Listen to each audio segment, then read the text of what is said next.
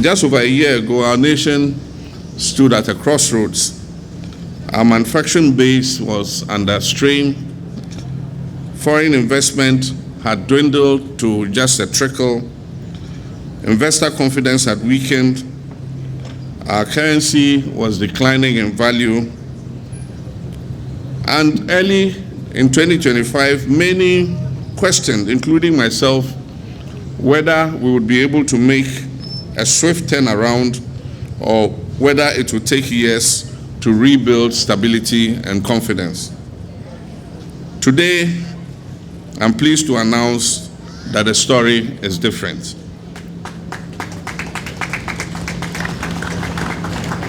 Through our reset agenda, we have restored macroeconomic stability, we have revived investor confidence, and we've repositioned Ghana as a serious destination for productive investments.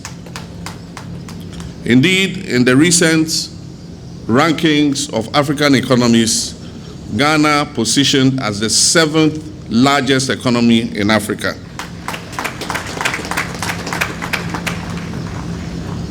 And I'm pleased to announce that we have also overtaken Côte d'Ivoire as the 2nd largest economy in West Africa. In 2022, something happened that most of us didn't notice. In 2022, Côte d'Ivoire overtook Ghana as the 2nd largest economy in West Africa. Nigeria has always been the first, with a GDP of about $300 billion. And Ghana followed with a GDP around 75 billion. Today, Ghana's GDP has exceeded the 100 billion mark. It's estimated 113 billion. And it has earned us our 2nd position again in front of our Côte d'Ivoire brothers. Our economy expanded by 5.5% in the 3rd quarter of 2025. The strongest performance since 2020. Inflation has declined dramatically from 23.5% in January 2025 to 3.8% in January 2026. Our fiscal consolidation program has restored international credibility and reflected in the sovereign rating upgrades by all the rating agencies, Fitch, Moody's, and S&P. These are not just abstract statistics, they are signals to investors, both local and foreign, that Ghana is stable, predictable, and open for business. And today here in Shama, that confidence is visible in concrete, steel, and machinery. Today, we gather to mark 3 historic milestones. We're doing 3 in 1. The first is the sword cutting for a new $250 million United States dollars float glass manufacturing facility. The second is the commissioning of the modern sanitary ware factory. And the third is the inauguration of phase 5 of the ceramic tile production line. This is not merely expansion of factories, it is a statement to the world. A statement that Ghana is no longer content to be a consumer and importing economy. A statement that we are determined to produce, to process, to manufacture, and to export. The global float glass market is valued at approximately $60 billion annually. And Ghana must not remain on the margins of this industry. We must bring some of that value into our country. As I said, this new facility has a total investment of USD 250 million and will rank among the largest industrial investments in the history of Ghana. Phase 1 of the float glass factory will establish a capacity of 600 tons per day. Phase 2 will add another 800 tons per day, bringing total capacity to 1,400 tons daily.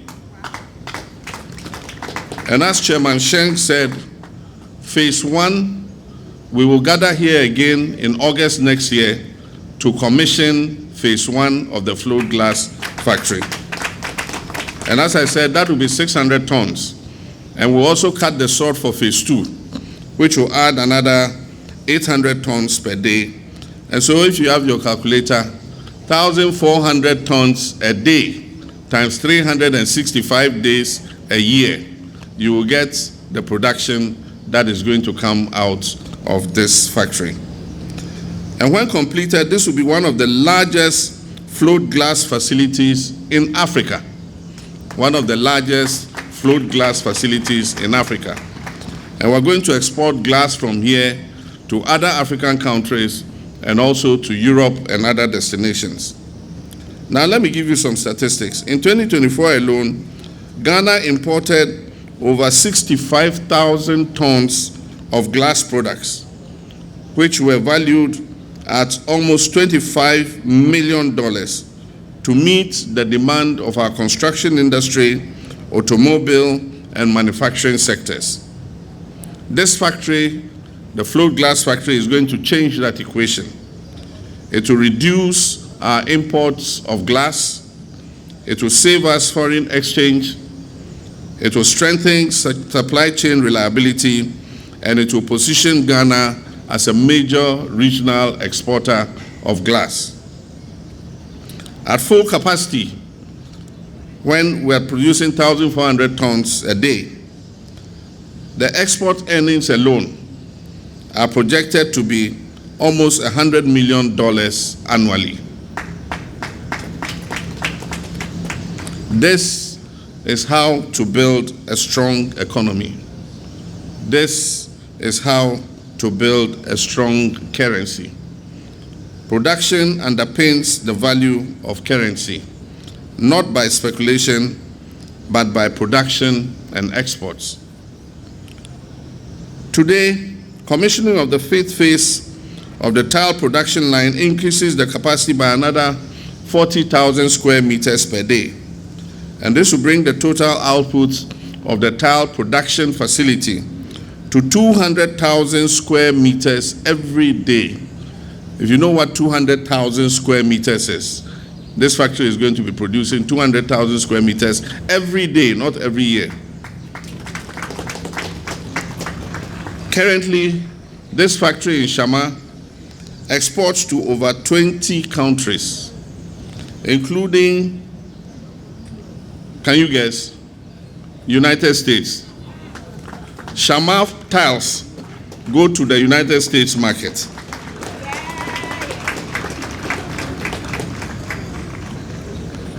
Shama, you are exporting to Italy. You are exporting to France. You are exporting to Mexico. You are exporting to Peru. And you are exporting to Brazil. For Côte d'Ivoire, ne Burkina Faso, ne wamu de yanka home.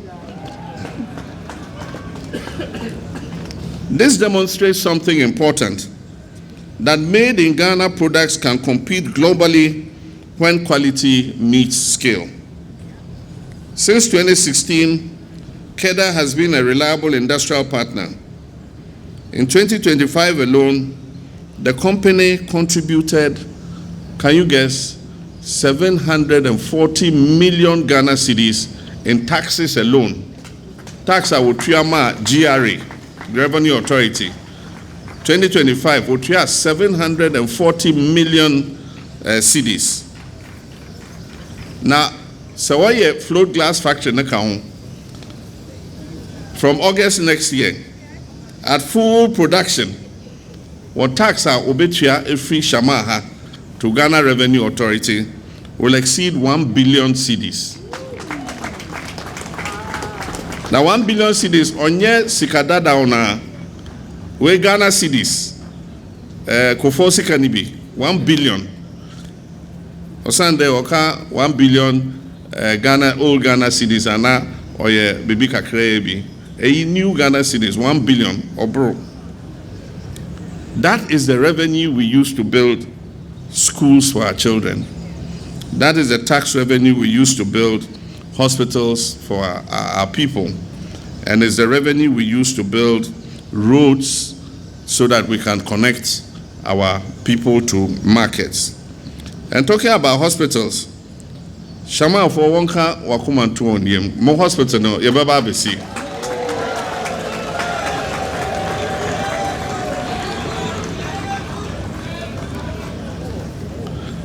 Our young people are the engine of production. And our young people cannot wait. They are looking for jobs.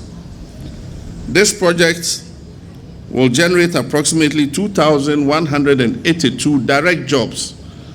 That's those who will be working directly in the factories, 2,182.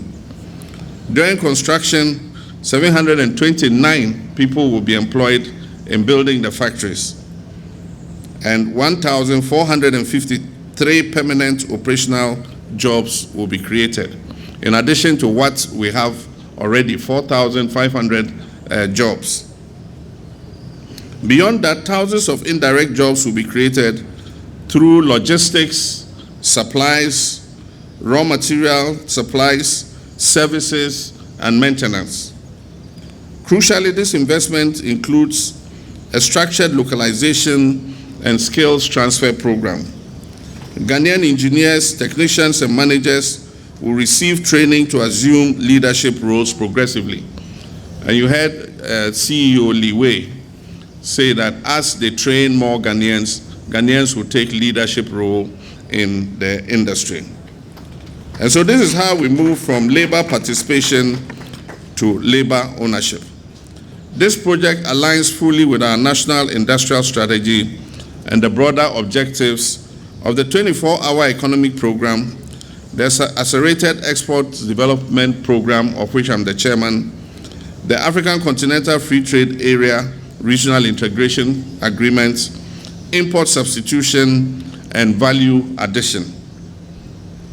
Industrial growth must drive our exports. Under the African Continental Free Trade Area, Ghana is uniquely positioned as the host of the Secretariat. And so we must translate that advantage into manufacturing strength. Trade agreements alone do not create prosperity. Production does, value addition does, and competitive exports create prosperity. KEDA's expansion supports this transformation. This float glass facility incorporates advanced manufacturing technology and modern quality control systems. It will consume over 700 tons of raw material daily, reflecting its skills and the industrial sophistication. I commend KEDA for integrating responsible environmental practices into this development. Our industrial growth must be green, efficient, and forward-looking. The fourth industrial revolution presents Africa with an opportunity to leapfrog, and Ghana intends to seize this opportunity. Let me commend Chairman Shen and all his team of KEDA, Ghana Ceramics, and our hard-working Minister of Trade, Agribusiness, and Industry, Elizabeth Ofosue-Jare, our traditional authorities in Shama, the workers and engineers driving this enterprise, and especially my sons and daughters, the young people working in the factories here.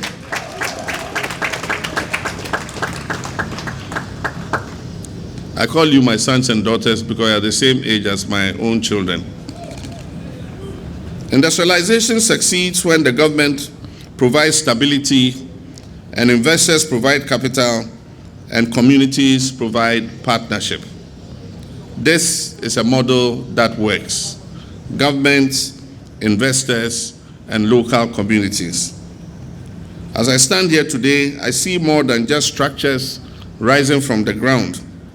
I see a reduction in our import bill. I see an increase in our exports. I see a stronger cedi.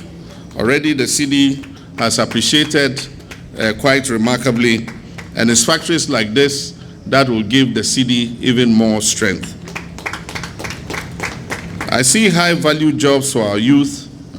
I see enhanced fiscal space for social development, and I see Ghana emerging as a giant of West African manufacturing.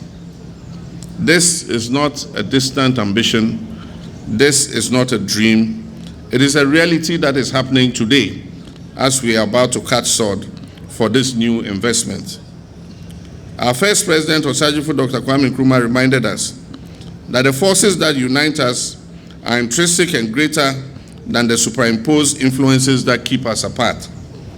Today we are united, governments with investors, with traditional leaders, citizens, in a shared commitment to transform our country. And so let this sword cutting symbolize more than just the beginning of construction. Let it symbolize Ghana's industrial resurgence.